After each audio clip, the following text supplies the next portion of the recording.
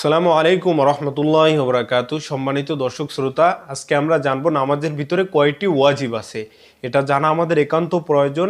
তার জন্য সবাই ভিডিওটি অবশ্যই শেষ পর্যন্ত দেখবেন। আপনি যদি একজন সঠিকভাবে যদি নামাজ আদায় করতে যান, খাঁটি মুসলমান হতে চান, এটা আপনাদের জানা একান্ত প্রয়োজন। তার জন্য আমি বলছি অবশ্যই ভিডিওটি শেষ পর্যন্ত দেখবেন। চলুন শুরু করা যাক।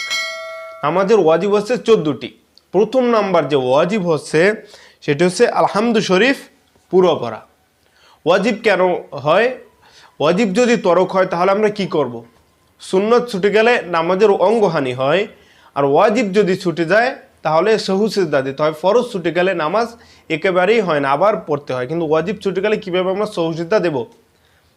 মাসআলা, আমরা যদি 2 রাকাত নামাজ পড়ি অথবা 4 রাকাত পড়ি, সবাই শেষের রাকাতে তাশাহুদ পড়ার পরে, বৈঠকে বসে তাশাহুদ পড়ার পরে একদিকে সালাম ফিরিয়ে ডান দিকে, তারপর 2টি সিজদা দিয়ে আবার তাশাহুদ, দুরূদ শরীফ, দোয়ায়ে মাসরুর পরে সালাম ফিরিয়ে দিলে নামাজ হয়ে যাবে।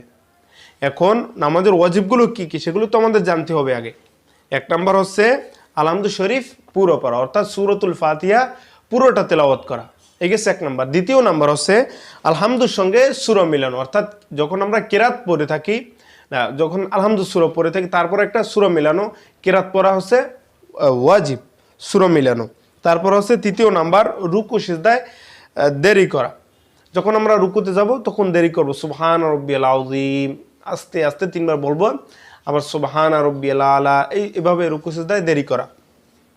4 নাম্বার হচ্ছে রুকু হইতে সোজা হইয়া খাড়া হইয়া দেরি করা, অর্থাৎ রুকুতে যখন উঠবো সামি আল্লাহু লিমান হামিদা বলে রব্বানা লাকাল হামদ, তখন সোজা হইয়া দাঁড়ায়া একটু সময় করা হচ্ছে ওয়াজিব।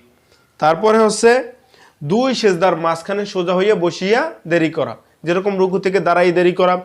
একটি সেজদা যখন আমরা দিই, সেজদা দিয়ে যখন আল্লাহু আকবার বলে উঠি, এই মাঝখানে যে এতটুকুন সময় থাকে সোজা হইয়া বসিয়া দেরি করা। তারপর হচ্ছে দরমিয়ানি বৈঠক, অর্থাৎ 4 রাকাত নামাজ পড়তেছি, 1 রাকাত পড়ার পরে যে আমরা বসে যে তাশাহুদ পড়ি, সেই বৈঠকটার বলা হয় দরমিয়ানি বৈঠক।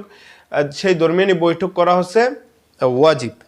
তারপর হচ্ছে দোনো বৈঠকে আত্তাহিয়াতু পড়া, অর্থাৎ দরমিয়ানি বৈঠকও আত্তাহিয়াতু পড়া এবং শেষের বৈঠকও, আখিরি বৈঠকও আত্তাহিয়াতু পুরোটা পড়া হচ্ছে ওয়াজিব। তারপর 8 নম্বর হচ্ছে ইমামের জন্য কেরাত আস্তে এবং জোরে পড়া। ধরুন ইমাম সাহেব 3 রাকাত নামাজ পড়তেছে, 2 রাকাত অথবা 4 রাকাত। মাগরিবের নামাজে কেরাত হচ্ছে জোরে পড়া, ইশায়ে জোরে পড়া, ফজরেও জোরে পড়া। যেমন জহুরে হচ্ছে আস্তে পড়া, আসরে আস্তে পড়া। তখন যদি আমরা কেরাত যদি জোরের সময় জোরে পড়ে থাকি তাহলে ওয়াজিব তরক হবে, এটা করা যাবে না। তারপর হচ্ছে 9 নাম্বার বিতরের নামাজে দোয়ায়ে কুনুত পড়া। আমরা যে ইশায় নামাজের পরে যে 3 রাকাত বিতরের নামাজ পড়ে থাকি, সেই 3য় রাকাতে যে দোয়ায়ে কুনুতটা পড়ে থাকি সেটা হচ্ছে পড়া ওয়াজিব। দোয়ায়ে কুনুতের একটা ভিডিও আছে, আমি ডিসক্রিপশনে লিঙ্ক দেওয়া থাকবে, সেখান থেকে যারা জানেন না শিখে নেবেন। তারপর হচ্ছে 10 নাম্বার দোনো ঈদের নামাজে 6টি তাকবীর বলা, অর্থাৎ 2টা ঈদ আছে, যে পবিত্র ঈদুল ফিতর অর্থাৎ ঈদের যে নামাজ আমরা পড়ে থাকি সেখানে 6টি তাকবীর আছে। আবার কোরবানিতে যে নামাজ পড়ে থাকি ঈদুল আজহা, সেখানেও 6টি তাকবীর আছে, সেই তাকবীর 6টি দেওয়া হচ্ছে ওয়াজিব। তারপর হচ্ছে 11 নম্বর প্রত্যেক নামাজের প্রথম 2 রাকাতকে কেরাতের জন্য নির্ধারিত করা, অর্থাৎ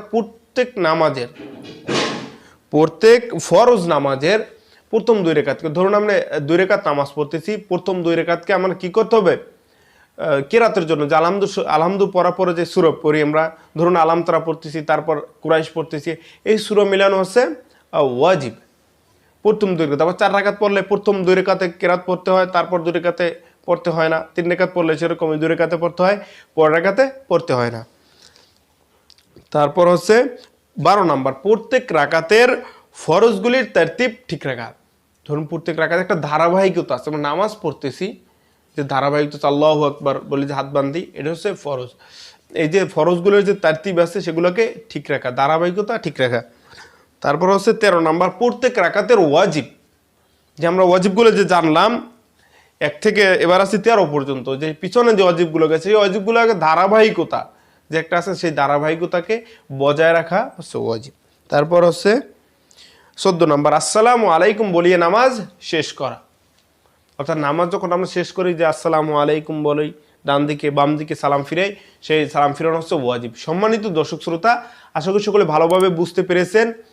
আর যারা আরও মাসালার ভিডিও চান তাহলে অবশ্যই কমেন্ট বক্সে জানাবেন। আর ভালো লাগলে অবশ্যই চ্যানেলটিকে সাবস্ক্রাইব করে রাখবেন, অন্যদের মাঝে শেয়ার করবেন। আসসালামু আলাইকুম রহমতুল্লাহ।